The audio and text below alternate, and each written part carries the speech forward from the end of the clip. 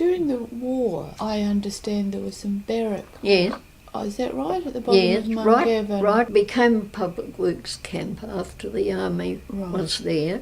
So the army was there during the war? During the war. My husband was in camp there, so I know. Is that where you met him? Just at the bottom of Takapū Road, as it was then, was the Anglican church. St Anne's Church. Yes. That church became the transport headquarters for the army. The army barracks were, as you go up Ngaire and you go to Awatea Street up the hill. By the fire station. Just right opposite the railway station. The old railway station, anyway.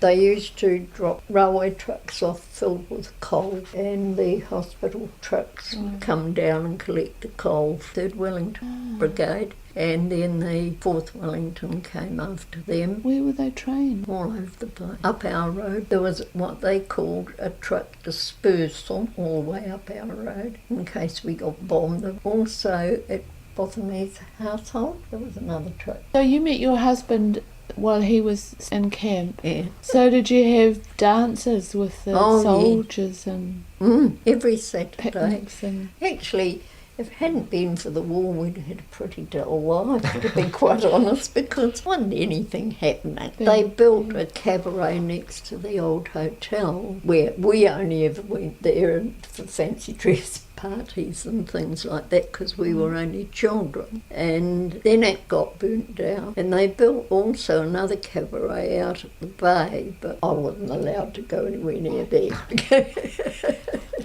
That was for grown-up.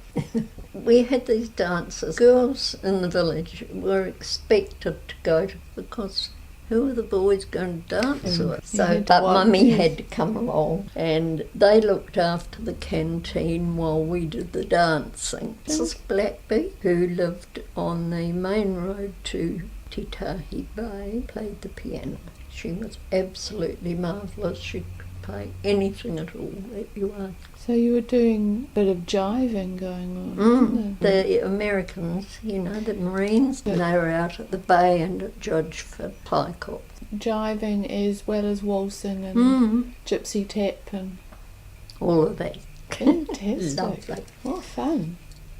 Was. Except Mummy came. Mum was very good. She really was. But she clearly didn't watch closely enough because you married one of them, so...